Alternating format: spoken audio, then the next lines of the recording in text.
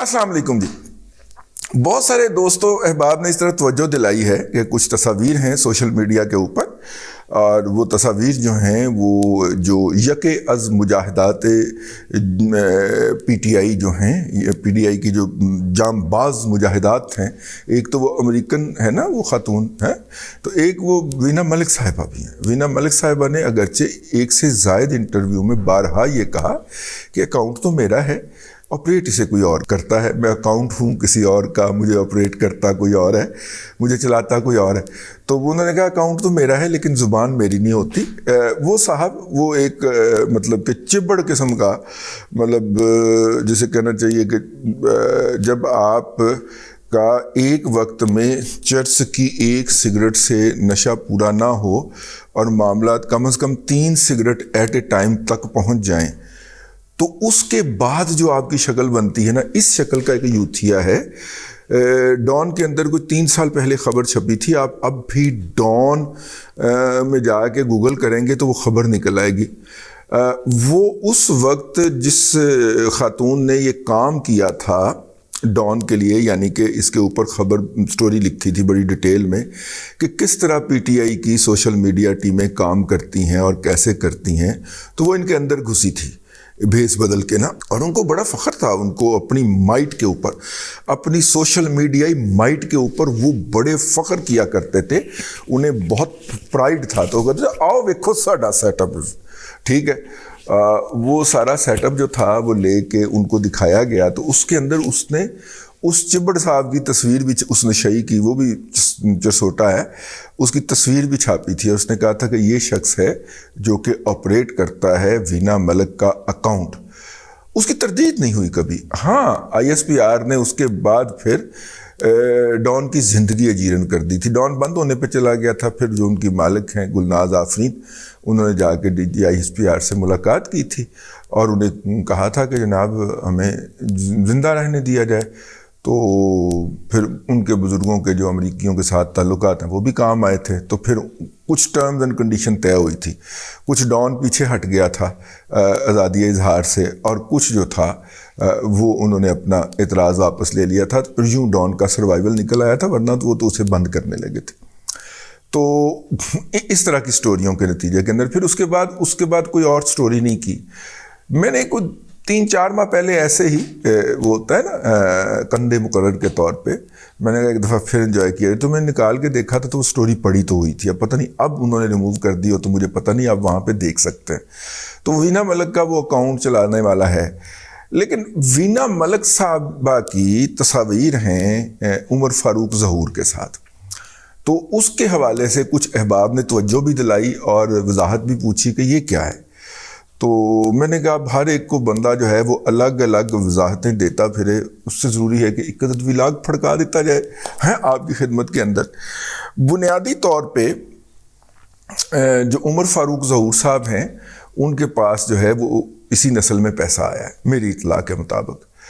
और उमर फारूक ज़हूर साहब के अंदर वो तमाम आदतें पाई जाती हैं जो कि किसी भी नौदौलतिये के अंदर हो सकती हैं। तो नौदौलतिया क्या करता है, वो उसकी ख्वाहिश होती है, आप लोकल लेवल के ऊपर किसी भी नौदौलतिये का एनालिसिस कर लीजिएगा कि जैसे ही उसकी दौलत जो है वो 1 अरब का हिस्सा क्रॉस करती है, यानी उसकी वर्थ कर लें, उसके अंदर जायदाद घर शहर सब कुछ डाल के 1 अरब का हिस्सा क्रॉस करती है,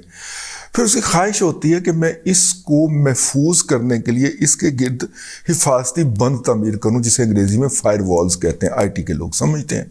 बल्कि मेरे जैसे IT इलिटरेट लोग भी समझते हैं फायर वॉल का क्या मतलब है। आप उसे समझ लें कि वो इसके इर्द गिर्द हिफाजती बंद लगाता है, उसके इर्द गिर्द है पैरे बनाता है।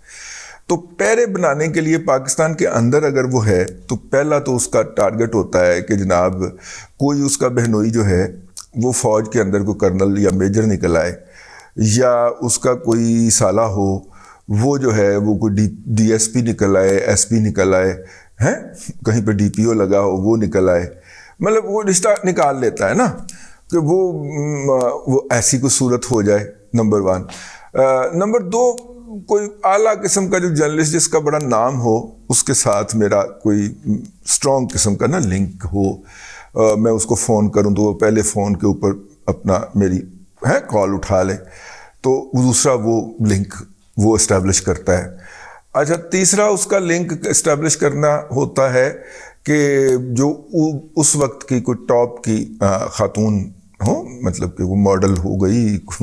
کنزی بلال ہو گئی، ٹھیک ہے نا، کہ مطلب کہ نرگس ہو گئی، دیدار ہو گئی، کوئی اس ٹائپ کی جو ماڈل ہے، مطلب کہ اگر لیول ہے نا، اگر وہ مطلب کہ اب میرا مطلب برانڈس روڈ سے ہے تو وہ نرگس دیدار ہوگا، ٹھیک ہے. اور اگر وہ کوئی ممی ڈیڈی گروپ ہے ذرا پڑھا لکھا، LGS ہے اور LSE Lahore school of economics type کا لیول کی کوئی چیز ہے، تو پھر اس کا خیال ہوگا کہ ایمان علی یا اس لیول کا ہے، کوئی خاتون کے ساتھ بھی ان کے کوئی سلسلہ جنبانی جو ہیں وہ جڑے ہوں، اور وہ ان کی خدمت میں بھی کوئی مہینے کے کچھ گلہائے عقیدت پیش کیا کرے. یہ نا ایک انٹرنیشنل فنامنا بھی ہے، اور پاکستان کے اندر تو یہ ڈیفینیٹ ہے کہ جیسے ہی آپ کی ورتھ ایک سرٹن لیول سے اوپر جاتی ہے، آج کل میں کہتا ہوں کہ 1 ارب روپے سے اوپر جاتی ہے، تو پھر یہ والے فائر والز اس کے گرد کرنا بند ہو جاتا ہے. میں نے بہت سارے لوگوں کو دیکھا کہ جن کی ورتھ اس سے زیادہ ہو گئی تھی بیکاز آف ڈفرینٹ ایشوز. مطلب کسی زمانے کے اندر جو 65 کی جنگ لگی تھی، تو اس کے نتیجے میں بہت سارے لوگ راتوں رات امیر ہو گئے تھے. وہ یار یہ جو ہمارے سیگل ہیں، یہ دوسری جنگ عظیم میں بنے تھے، کیونکہ اس وقت وہ جو بوٹوں کے جو سول لگتے تھے ربر والے، تو ربر برما میں بنتا تھا، تو وہاں سے برما میں جو وہ ساری سپلائیز وغیرہ جو اتحادی فورسز کو تھیں، جو بوٹوں کے ربر سول تھے ان کی یہاں سے جاتی تھی. پھر چمڑے کی بہت ساری چیزیں ہوتی تھیں، ہتھیاروں کی. تو برِ صغیر کے اندر سارا جو چمڑے کا کاروبار تھا وہ تو مطلب کہ مسلمانوں کا تو صرف گوشت کھانے تک ہے نا، اس کے بعد سارا کام جو ہے وہ ماتا کے بچے ہی کرتے تھے. تو اس وقت یہ ان کاروبار کے اندر آپ ابھی بھی کراچی میں پرانے بزنس مین دیکھیے، جو ٹریڈیشنل فیملیز ہیں وہ آپ کو ان بزنس سے جڑے ہوئے نظر آئیں گے، اس طرح کے بزنس سے. یہ وہ دوسری جنگ عظیم سے چلتے ہوئے آ رہے ہیں. تو اس وقت اپرچونٹی بن جاتی ہے، مرج ہوتی ہے، کیونکہ ہر قیمت کے اوپر مال خریدا جانا ہوتا ہے تو مارجنز بڑے نکلتے ہیں. تو خیر بات جو تھی وہ ادھر ادھر سے ڈیویٹ ہو گئی. تو یہ جو لوگ بنتے ہیں خاص طور پہ ان کے اندر یہ بہت آتا ہے. ان میں سے زیادہ تر چونکہ ڈیفنس کے سپلائرز ہوتے ہیں نا، تو پھر ڈیفنس والے چونکہ پالیٹکس میں انوالو ہوتے ہیں، گورے بھی ہوا کرتے تھے پاکستان برِ صغیر کی پالیٹکس کے اندر، اور ان کے جو ورثا ہیں وہ اب بھی ہوتے ہیں، تو وہ ان کو سیاست کے اندر بھی اچھا مقام دلا دیتے ہیں. گھما کے بعد میں یہاں پہ لانا چاہ رہا تھا. تو وہ جناب وہ اپنے ارد گرد فائر والز کھڑی کرتے ہیں. چونکہ عمر فاروق ظہور صاحب بھی اسی زمین کی پیداوار ہیں، اسی مٹی کی پیداوار ہیں، بھلے ان کا فلوک لگ گیا اسکینڈینیوین کنٹری کے اندر اور آ کے وہ دبئی کے اندر ان کا ٹانکا فٹ ہو گیا دبئی کی رائل فیملی کے ساتھ، لیکن پچھوں ہی گئے تھے ساڑھے ورگئی شودہ ہی نے نا. تو ان کے تعلقات پاکستان کے اندر پھر وردی والوں سے تو بہت گوڑے ہوں گے اور ہیں، ٹھیک ہے نا. وہ تصاویر جو سوشل میڈیا پہ پڑی ہوئی ہیں اس سے آپ کو لگتا ہے. تو وردی والا تو وہ آپ کھانا پورا ہو گیا. دوسرا فانہ وہ جو خاتون میں نے کہی نا، میں وہ والا لفظ استعمال نہیں کرنا چاہ رہا جن کے ہاں سیڑھیاں چڑھ کے جایا جاتا ہے، لیکن وہ خاتون، تو وہ خاتون کے لیے کا کھانا فٹ کرنے کے لیے انہوں نے وہ والا جو تھا، پہلے اس عہدے کے اوپر متمکن رہی صوفیہ مرزا صاحب، جو کہ پاکستان کی ٹاپ ماڈل تھی، ٹھیک ہے. اور صوفیہ مرزا صاحبہ کا جب جو سورج جو تھا وہ غروب کی طرف چلا،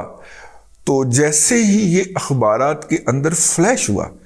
کہ صوفیہ مرزا صاحبہ کا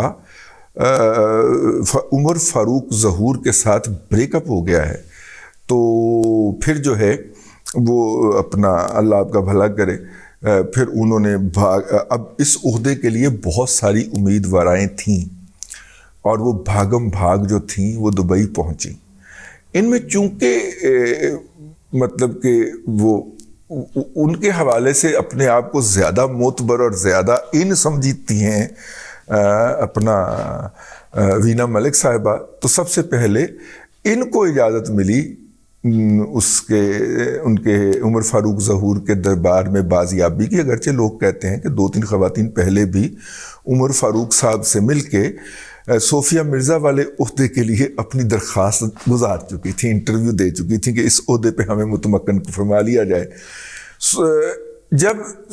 وینا ملک کو یہ پتہ چلا کہ میرے کمپیٹیٹر اور بھی ہیں، تو اس نے ایڈوانٹیج لینے کے لیے کہ باقیوں کا میں سارا پتہ کاٹ دوں، انہوں نے عمر فاروق ظہور صاحب کی گاڑی کے اندر ان کا جو محل ہے وہاں پہ جو ولا ہے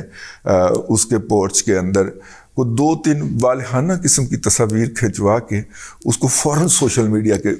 ڈال دیا کہ باقیوں کا پتہ کٹ جائے۔ اب عمر فاروق ظہور صاحب اس کے اوپر بہت تل ملائے، کیونکہ وہ نہیں چاہتے تھے کہ وہ کوئی پاک صاف پوتر تو نہیں ہے نا،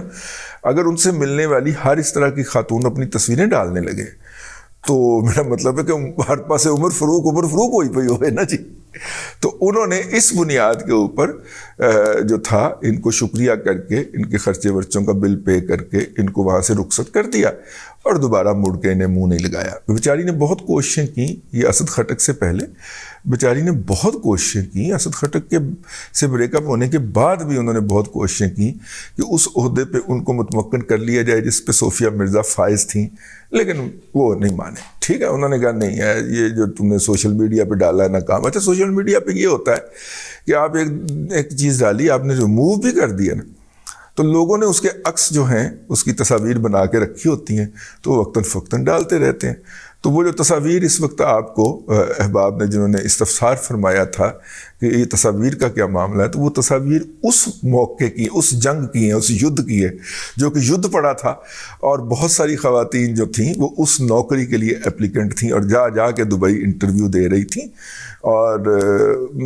الحمدللہ ان میں سے سب کی سپلی آ گئی تھی، سب ناکام ہو گئی تھیں، اس لیے وہ سیٹ ابھی بھی خالی ہے۔ اگر ہمارا یہ پروگرام دیکھنے والی کوئی اس طرح کی یوتھیا خاتون ٹرائی کرنا چاہیں تو ان کے لیے صلاح عام ہے۔ تو میں نے کہا کہ ایک وضاحت ہے وہ کر دی جائے۔ اب تک کے لیے اتنا ہی، اگلے بلاگ میں پھر ملاقات ہوتی ہے۔ اللہ تبارک و تعالیٰ آپ کو آسانیاں عطا کرے اور آسانیاں خلق خدا میں تقسیم کرنے کی توفیق عطا کرے۔